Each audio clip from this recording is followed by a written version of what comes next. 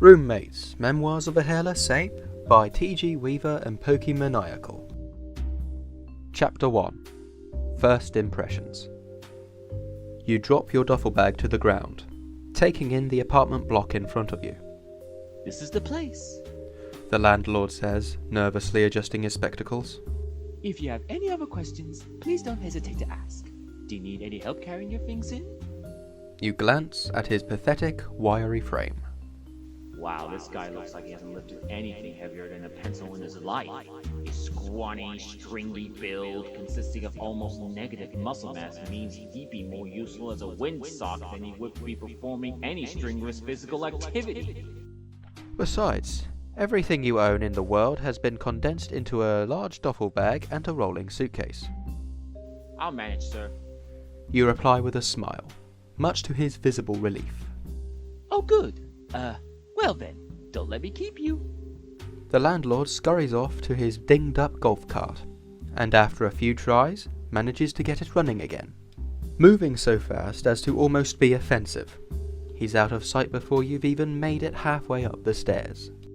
Once you're up top, you begin studying the apartment doors, counting them down until you make it to the one you've been assigned. Apartment 87B.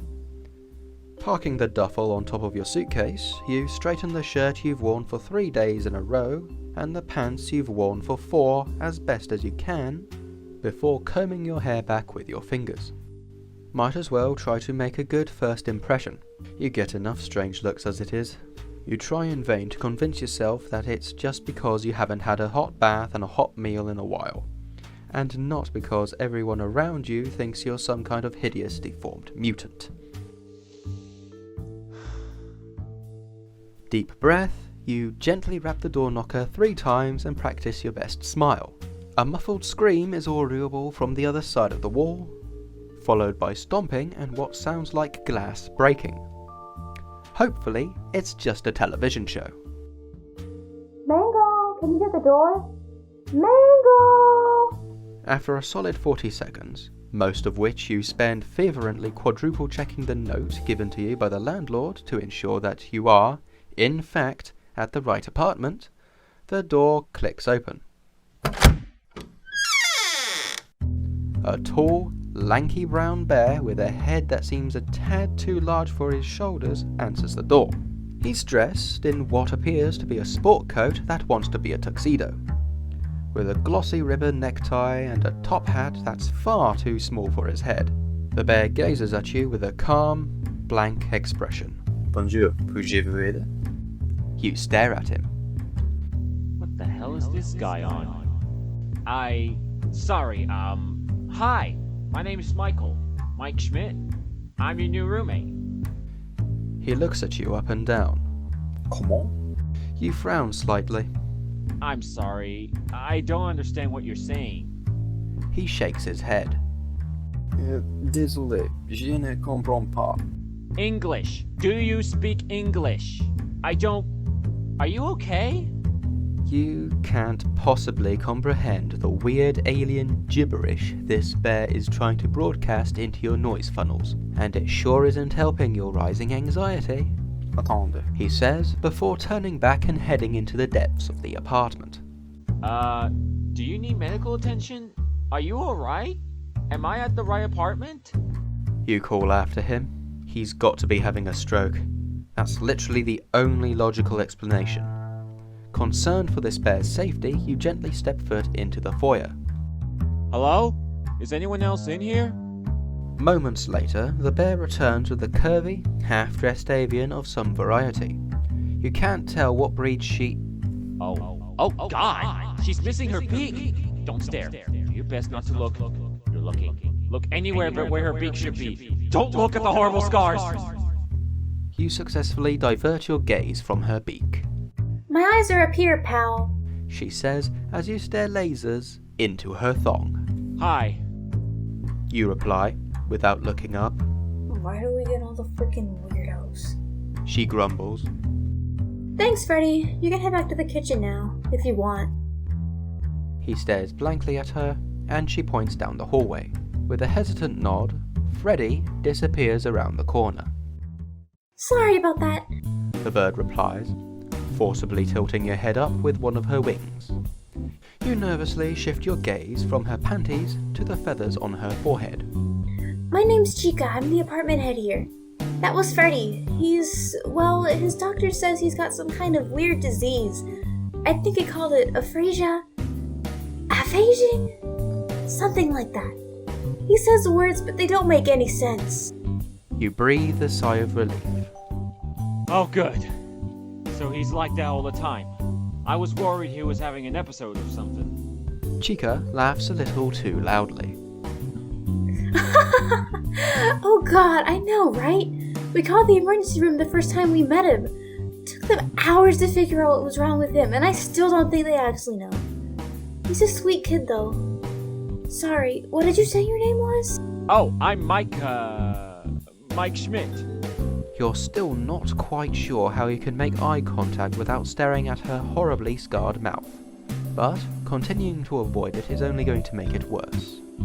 I'm your new roommate, I guess. Chica nods. Well, come on in then, Mike Schmidt. Sorry to say that you won't have your own room. Given our limited accommodations, you're gonna be Freddy's roommate. Unless you want to stay with Mangle, but I can understand if you don't. Just Mike is fine. You say before she gets the wrong idea. And, Mangle? Just how many people are staying here? Well, let's see. She says, counting off on her feather tips.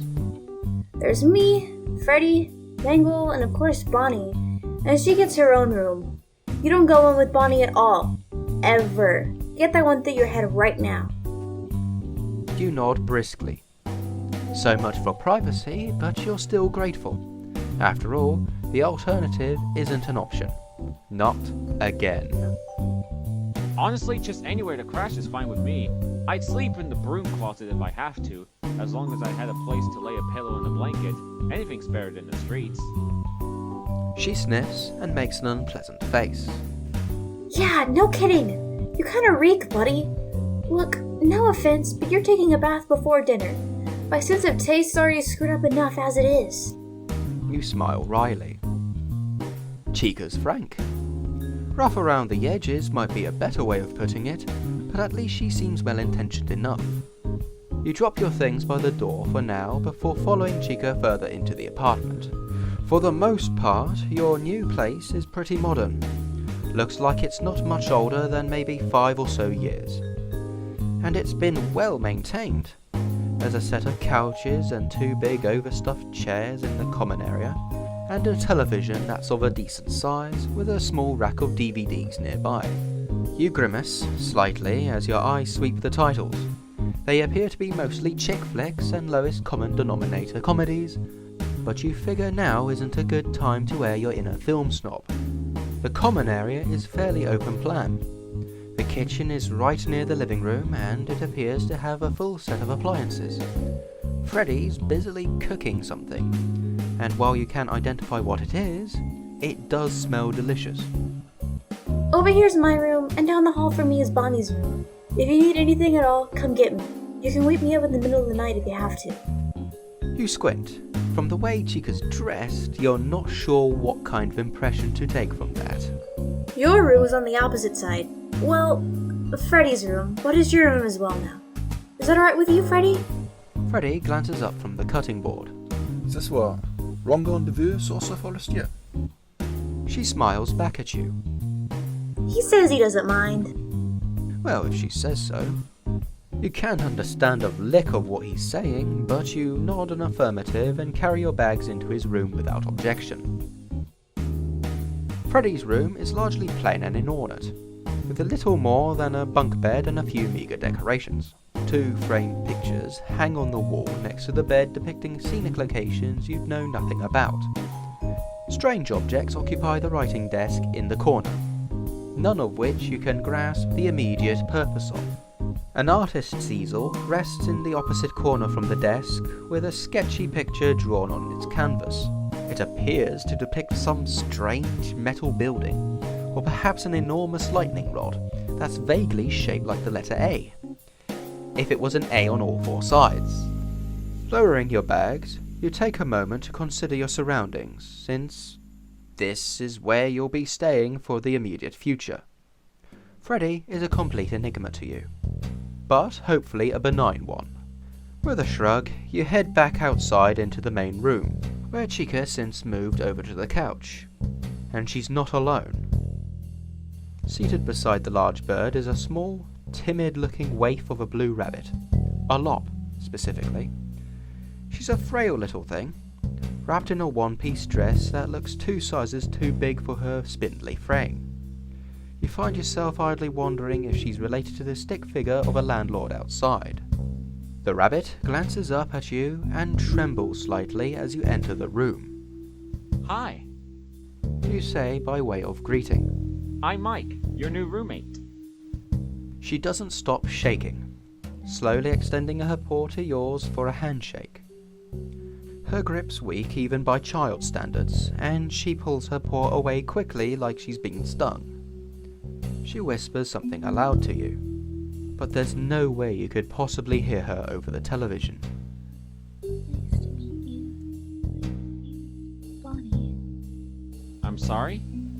You ask politely. Nice to meet you. My name is Bonnie. She repeats herself twice, and you look to Chica for a translation, only to find that the bird's already engrossed in a rowdy-looking sitcom. You must be Bonnie. You finally offer, sitting a fair distance away in one of the chairs. She nods slightly, continuing to whisper to you and fumbling with the hem of her skirt. Educated guess. You continue hesitantly. It was either that or Mangle, and, well, I figured because of your name. Bonnie gets up hurriedly, excusing herself from the couch and all but running for her door. I'm sorry, was it something I said? You ask nervously, but before you can get the words out, Bonnie's long gone. Turning to Chica, she's either still ignoring you, or she just genuinely doesn't notice, turning the volume up just below thundering. Glancing over at Freddy, still hunched over the kitchen stove, it appears the bear is holding a blowtorch in one paw while flipping a pair of welding goggles down over his eyes with the other.